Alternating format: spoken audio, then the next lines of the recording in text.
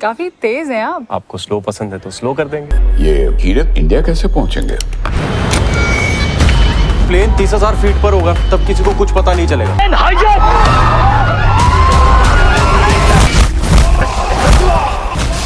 Hello and welcome to my channel. दोस्तों आज हम देखने वाले हैं एक कमाल की मूवी को जो लव स्टोरी और कॉन्स्पिरेसी का बढ़िया कॉम्बिनेशन है। और हाँ, मूवी का क्लाइमैक्स बिल्कुल ही शॉकिंग और अनएक्सपेक्टेड है, तो लास्ट तक बने रहना। मूवी के ओपनिंग सीन में नेहा को दिखाया जाता है। वो एक एयर होस्टेस होती है। अपनी ड्यूटी के दौरान वो अंकित सेट्टी नाम के एक पैसेंजर को खाना सर्व कर रही होती है। तो अंकित कहता है कि उसने वीगन मील ऑर्डर किया था, ना कि नॉनवेज। तो नेहा उसे अपना वीगन पास्ता लाकर दे देती है। प्लेन से उतरते टाइम अंकित नेहा को थैंक्स बोलता है और उससे साथ में डिनर के लिए पूछता है, लेकिन नेहा उसे मना कर देती है। उसके अगले सीन में नेहा एक क्लब में अपने फ्रेंड्स के साथ चिल कर रही होती है। बाय चांस अंकित भी उसी क्लब में होता है। वो दोनों एक दूसरे को देख लेते हैं। वॉशरूम के बाहर अंकित नेहा से बात करने की कोशिश करता है, तो वो पूछती है कि क्या तुम मेरा पीछा कर रहे हो और स्टॉकिंग इज अ क्राइम। वहाँ से निकलने के बाद रास्ते में अंकित देखता है कि नेहा की कार खराब हो गई है, तो वो उनको अपनी कार से लिफ्ट देता है। अंकित को लगा था कि नेहा उसे अपने घर इन्वाइट करेगी, लेकिन वो उसे सिर्फ थैंक यू और गुड नाइट बोलकर चली जाती है।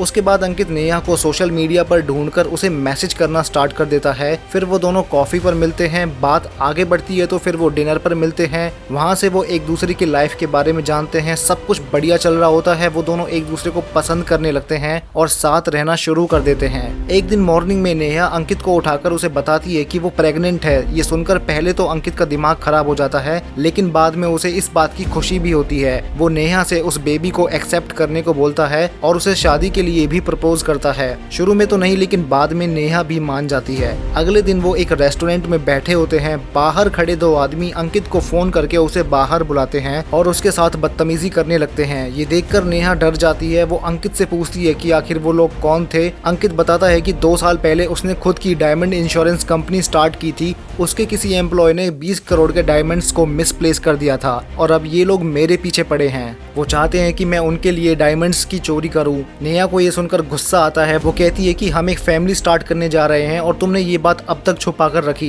नेहा कहती है कि वो एक चोर के साथ कभी नहीं रह सकती है। वो बताती है कि उसके फादर अंडरवर्ल्ड में पैसा संभालने का काम करते थे। एक गलत हिसाब की वजह से उन्होंने अपनी जान गंवा दी, इसलिए वो अब ऐसा कुछ भी नहीं देखना चाहती है। अंकित उसे समझाता है कि वो सब संभाल लेगा। कुछ दिनों बाद वो दोनों अपने बच्चे की ग्रोथ को देखने के लिए चेकअप के लिए जाते हैं। फिर वो अपने आने वाले बच्चे के लिए मॉल से कपड़े खरीद रहे होते हैं। तभी वही लोग फिर से वहां आकर अंकित को तंग करने लगते हैं। अंकित नेहा के साथ वहां से भागने की कोशिश करता है, लेकिन वो लोग उसे पकड़ लेते हैं और उसके साथ मार पिटाई करने लगते हैं। नेहा उसे बचाने की कोशिश करती है। उनमें से एक आदमी उसके पेट में लात मार देता है, जिससे वो बेहोश हो जाती है। इस सब की वजह से उसका बेबी अंदर ही मर जाता है और नेहा का अबॉर्शन कर दिया जाता है। हॉस्पिटल में जब नेहा को इस बात का पता चलता है तो वो बहुत बुरी तरह से रोने लगती है। अंकित उसे शांत करने की कोशिश करता है और फिर से उसी आदमी का कॉल आता है। नेहा कॉल को स्पीकर पे डालने को बोलती है। वो आदमी अंकित को ऑप्शन देता है कि या तो 20 करोड़ रुपए लौटा दे या फिर डायमंड्स की चोरी करके दे दे। नेहा अंकित से डायमंड चोरी करने को बोलती है क्योंकि वो अपने बच्चे को खो चुकी है और अब वो अंकित को नहीं खोना चाहती है। अगले सीन में दिखाया जाता है कि इंडिया का होम मिनिस्टर मिडल ईस्ट में डायमंड्स की डील करने आया है। अंकित भी उन विदेशियों की तरफ से इस डील में शामिल होता है। मिडल ईस्ट से वो डायमंड इंडिया पहुंचाने हैं और अंकित को रास्ते में कोरियर मैन का ध्यान रखना होगा। वो डायमंड्स एक सेलफोन के पीछे लगे होते हैं और वो फोन एक स्पेशल सूटकेस में होता है, जिसे ओपन करने के लिए पासवर्ड की जरूरत पड़ती है। अंकित सबसे पहले होम मिनिस्टर के पीए को, जिसका नाम भगत होता है, वो उसे अपने जाल में फंसाने की कोशिश करता है। वो उसे एक 5 स्टार होटल में ले जाकर उस सूटकेस का पासवर्ड जानने के लिए कन्विंस करता है। अंकित बताता है कि इस सब में वो 50-50 का बंटवारा करेगा और किसी को कुछ पता नहीं चलेगा और इस सब में नेहा उसका साथ देगी। ये प्लान नेहा और अंकित ने मिलकर बनाया था। अगले दिन इस खेल की शुरुआत होती है। अंकित प्लेन में बैठा होता है, तभी नेहा उसके पास आकर उसे बताती है कि प्लेन टेक ऑफ होने वाला है और कुरियर मैन अभी तक नहीं आया है। अंकित का दिमाग खराब हो जाता है। वो उस डायमंड डीलर को फोन करके बताता है कि कुरियर मैन अभी तक नहीं आया है। तो वो डीलर उसे बताता है कि कुरियर मैन ऑलरेडी फ्लाइट में चढ़ चुका है और उसके बाद वो कॉल डिस्कनेक्ट कर देता है। इसका मतलब लास्ट मोमेंट पर कुरियर मैन बदल दिया गया, किसी को उसके बारे में कुछ नहीं पता। नेहा पता लगाने की कोशिश करती है। इसी बीच एक बूढ़ा आदमी बहुत तेज गर्म पानी मांगता है। वो कहता है कि उसे कब्जी है। उसके बाद खाना सर्व करते टाइम एक पैसेंजर किसी भी ऑर्डर को देने से मना कर देता है। वो अपना खाना और पानी अपने साथ लाया है। नेहा को डाउट होता है कि वही कुरियर मैन है। अंकित नेहा को बोलता है कि कैसे भी करके उसे एक बार वॉशरूम के लिए भेज दो, वो उसका बैग चेक कर लेगा। उस आदमी के साइड वाले पैसेंजर से प्लेट्स वापस लेते टाइम वो बचे हुए खाने को उस पर गिरा देती है। फिर वो आदमी अपने कपड़े साफ करने बाथरूम की तरफ चलता है और अंकित उसके बैग की तरफ। तभी सामने से एक टेररिस्ट अपनी गन के साथ वहां आ जाता है। उसके 2 और साथी पीछे के तरफ भी होते हैं। टोटल 3 टेररिस्ट मिलकर उस प्लेन को हाईजैक कर लेते हैं। डायमंड्स की चोरी से ठीक पहले प्लेन का हाईजैक हो जाना अंकित के लिए किसी बुरे सपने जैसा था। वो टेररिस्ट नेहा के सर पे बंदूक रख के सबसे पूछता है कि फ्लाइट मार्शल कौन है और फिर उससे उसकी गन ले लेता है। एक पैसेंजर उस टेररिस्ट की गन छीनने की कोशिश करता है, लेकिन वो ऐसा कर नहीं पाता है। वो उल्टा मार खा लेता है। वो टेररिस्ट कश्मीर के नारे लगाने लगते हैं और सारे पैसेंजर्स को इकोनॉमी क्लास में एक साथ इकट्ठा कर लेते हैं। सारे पैसेंजर से उनका मोबाइल फोन भी ले लिया जाता है। उनमें से एक नेहा को पायलट के कॉकपिट में ले जाकर वहां का डोर ओपन करने को बोलता है, लेकिन अंदर से पायलट डोर ओपन करने से मना कर देता है। तो वो टेररिस्ट बाहर लगे फोन से इंडियन गवर्नमेंट के ऑफिशियल से बात करता है और उनके एक साथी को आजाद करने की डिमांड करता है और फिर वो प्लेन को दिल्ली की बजाय कुल्लू की तरफ डाइवर्ट करवा देता है।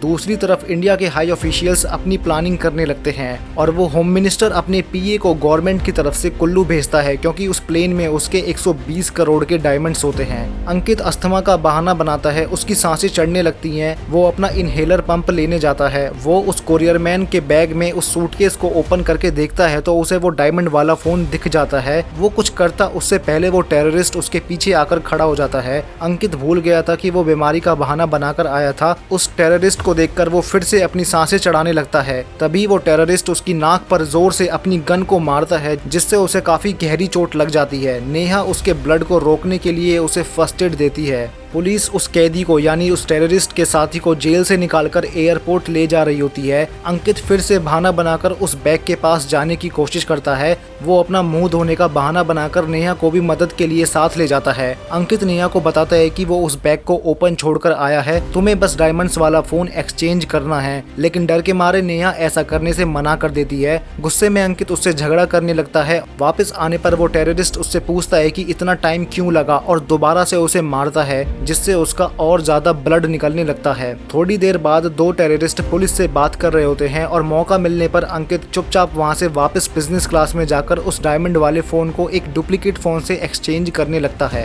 वो सबसे पहले उसके जीपीएस सिम कार्ड को निकालता है और डुप्लीकेट फोन में लगा देता है। फिर उस डुप्लीकेट फोन को वापस उसी सूटकेस में रख देता है और दोबारा से वो पकड़ा जाता है। एक टेररिस्ट उसके बैग में से उस फोन को निकालकर डायमंड्स को देख लेता है। अंकित के पास कोई ऑप्शन नहीं बचा था। वो उस टेररिस्ट से लड़ने लगता है और लैंडिंग की वजह से गोली चल जाती है, जिससे वो टेररिस्ट मर जाता है। बचे हुए 2 टेररिस्ट मार मार कर अंकित का बुरा हाल कर देते हैं। तभी फ्लाइट मार्शल अपने हाथों को खोल लेता है और उन्हीं की गन को उठाकर वो बचे हुए 2 टेररिस्ट को भी मार देता है। रेस्क्यू टीम दौड़कर प्लेन के पास पहुंचती है। हालांकि पुलिस को खबर मिल जाती है कि हाईजैकर्स मारे जा चुके हैं। वो फ्लाइट मार्शल टॉयलेट में जाकर देखता है कि अंकित की बॉडी पर एक बॉम्ब लगा हुआ है। बॉम्ब की खबर सुनकर पैसेंजर्स में भगदड़ मच जाती है। सारे पैसेंजर्स इमरजेंसी एग्जिट करने लगते हैं। वो कुरियर मैन भी अपनी बैग को लेकर बाहर निकल जाता है। एक पैसेंजर बेहोश पड़ा होता है। एयर होस्टेस उसे जगाती है और जल्दी से बाहर निकाल देती है। कुछ ही मिनटों में बॉम्ब स्क्वाड वहां पहुंच जाती है और बॉम्ब को डिफ्यूज कर दिया जाता है।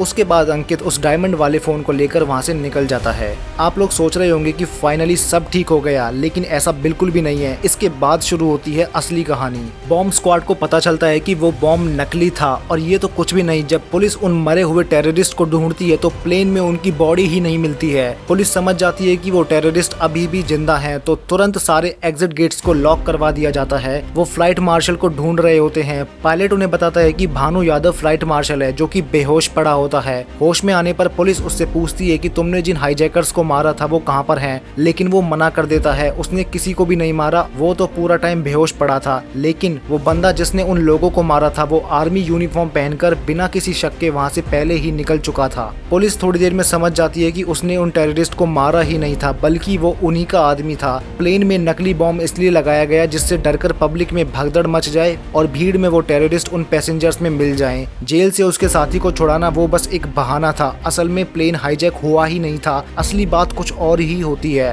अंकित उस चुराए हुए फोन को होम मिनिस्टर की पीए यानी भगत को दे देता है और डायमंड एक्सपर्ट जब उन्हें चेक करता है तो पता चलता है वो हीरे नकली हैं। ये सुनकर अंकित के होश उड़ जाते हैं। अंकित और उस भगत ने प्लान बनाया था कि असली हीरे वो चुरा लेंगे और जब कुरियर मैन नकली हीरे लेकर होम मिनिस्टर के पास पहुंचेगा तो वो सीधा डायमंड डीलर से बात करेंगे, बीच में हमारा कोई नाम नहीं आएगा। लेकिन अब भगत को लग रहा था कि अंकित उसे डबल क्रॉस कर रहा है। नेहा को भी ये सुनकर काफी शौक लगता है, पर वो अंकित को शांत करने की कोशिश करती है। लेकिन उस टाइम अंकित का फुल दिमाग खराब होता है और वो सच बोल देता है। उसने आज तक सिर्फ नेहा को यूज किया था, उसे एक्चुअल में नेहा से कोई प्यार नहीं था। ये सिर्फ अंकित का प्लान था। उसकी ना कोई कंपनी थी, ना उस पर किसी का कर्जा था। उसने नेहा को सिर्फ इसलिए पटाया था ताकि वो चोरी में उसकी मदद कर सके, क्योंकि हीरे प्लेन से इंडिया जाने वाले थे और नेहा एक एयर होस्टेस होती है। वो अपने मुंह से इस बात को बोलता है कि सिर्फ डायमंड्स के लिए वो उसके साथ था, वरना उसकी जैसी लड़की को तो वो मुंह तक नहीं लगाता है। And the climax is here. Ankit की सच्चाई नेहा को पहले से ही पता थी। जिस दिन वो मॉल से भाग रहे थे उस दिन भागते वक्त नेहा किसी को कॉल कर रही थी। बेहोश होने के बाद नेहा का फोन वहीं उसके पास गिर गया था और जिसको नेहा ने कॉल की थी उसने उस कॉल को रिकॉर्ड करके वापस नेहा के पास भेज दिया था। उस कॉल रिकॉर्डिंग से ये डाउट हो रहा था कि वो अंकित के ही आदमी थे। नेहा उसे फॉलो करना स्टार्ट कर देती है और वो उसे उन्हीं दो आदमियों के साथ देख लेती है, जिससे ये बात कंफर्म हो जाती है कि ये सब अंकित ही करवा रहा था। उसी की वजह से नेहा ने अपने बच्चे को खो दिया। उसके बाद वो दोबारा उसे फॉलो करती है। फिर पता चलता है कि अंकित की दूसरी गर्लफ्रेंड भी है और नेहा खुद उसे उस लड़की के साथ अपनी आंखों से देख लेती है, जिससे उसका दिल टूट जाता है और उसे रियलाइज हो जाता है कि वो गलत लड़के के साथ फंस गई थी। लेकिन नेहा हार मानने वालों में से नहीं थी। मैंने स्टार्टिंग में आपको बताया था कि नेहा के फादर अंडरवर्ल्ड में पैसा संभालने का काम करते थे, जिसमें नेहा भी उनकी मदद करती थी। तो नेहा अपने उन्हीं पुराने लोगों से कांटेक्ट करती है जिनके साथ वो प्लान बनाती है। वो 120 करोड़ के हीरे चुराएगी तो अंकित के साथ, लेकिन वो मिलेंगे सिर्फ नेहा को। प्लेन हाईजैक का प्लान नेहा का ही था।